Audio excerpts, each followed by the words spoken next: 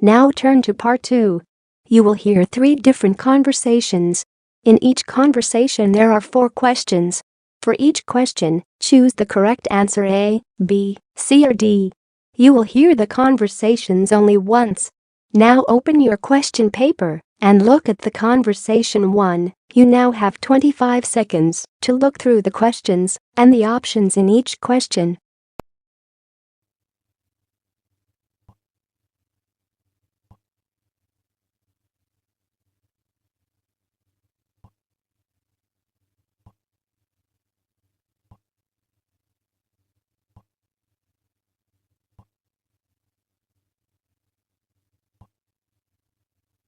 Now we are ready to start. Listen carefully. Bye, Mum. See you later. How are you getting to college? It's already 5 to 9. You've missed the bus. Are you going to walk? No, I'm borrowing your car, remember? Oh, Matthew, I need it today. If you want to borrow the car, you need to ask me several days before. Sorry, you're going to have to walk. It just isn't convenient today. But I did ask you. We talked about it last week, don't you remember? I've promised to help Alan move all his books and things after my lecture today. He's moving to a new flat and his car's broken down. I've got to help him move his things. He can't stay in the old flat after today. I promised him. All right, all right. Of course you must keep your promise. I remember now, you did tell me, but I thought you said next Wednesday. You said the 9th, and that's next week when I'm in Birmingham for a meeting, so I shan't need the car. I didn't ask for it next Wednesday. I've got an exam next Wednesday.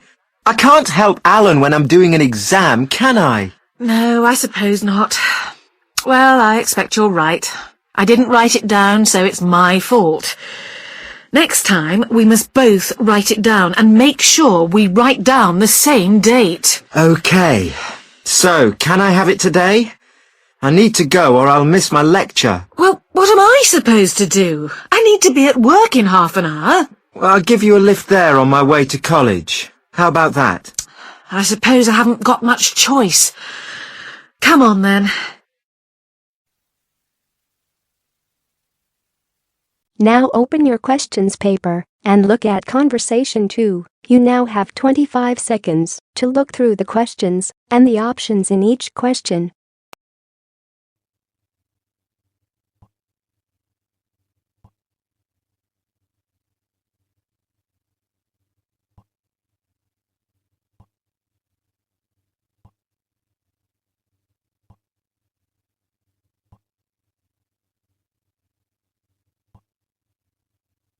Now we are ready to start. Listen carefully.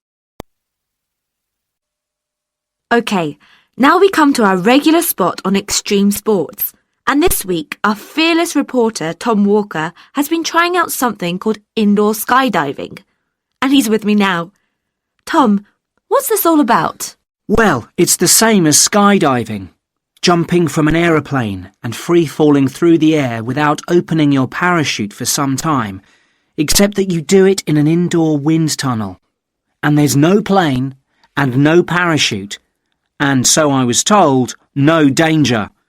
So it gives you a taste of doing an extreme sport, but it isn't quite so extreme.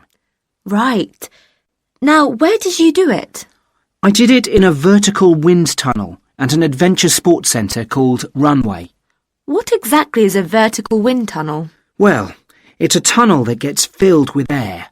The air is provided by 4 enormous industrial fans, of a kind that usually provide air for underground systems. These fans produce a column of air that rushes through the tunnel from below at more than 160 kilometres per hour. When you're in the tunnel, you float on this air. The machine has been described as being like an enormous hairdryer. It allows you to fly as if you had fallen from a plane, but you are only 2 metres off the ground. And it's completely safe, is it? Yes. There are bars across the top of the tunnel to stop you flying off, up and out of the tunnel. The tunnel is 4 metres wide and has glass walls. The only small problem you might have is that you keep bashing into these walls. But you're not really going to hurt yourself a lot by doing this. The only injuries you are likely to get are sore elbows and knees. In fact, it's so safe that the centre is open to anyone over the age of 4. In America, where the idea was invented by the military in 1994, pensioners in their 80s regularly have a go.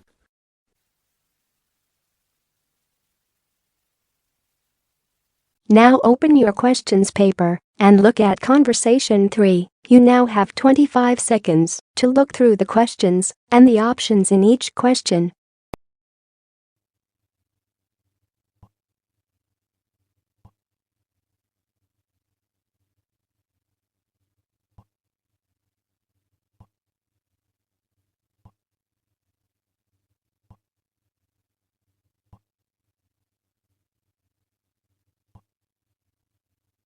Now we are ready to start. Listen carefully.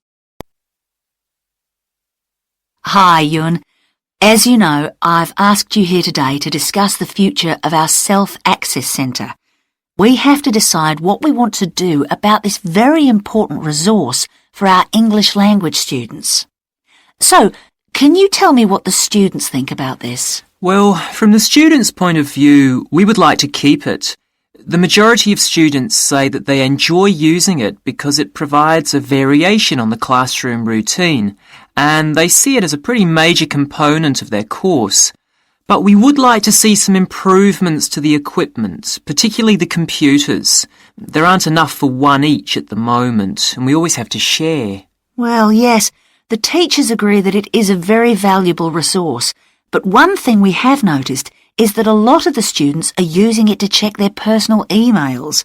We don't want to stop you students using it, but we think the computers should be used as a learning resource, not for emails. Some of us also think that we could benefit a lot more by relocating the Self-Access Centre to the main university library building. How do you think the students would feel about that, Yun? Well, the library is big enough to incorporate the Self-Access Centre, but it wouldn't be like a class activity anymore. Our main worry would be not being able to go to a teacher for advice.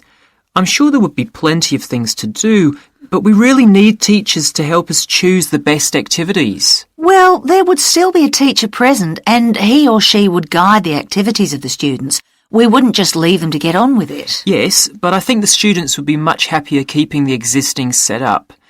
They really like going to the Self-Access Centre with their teacher and staying together as a group to do activities.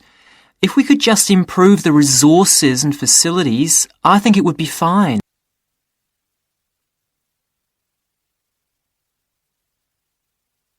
That is the end of part 2.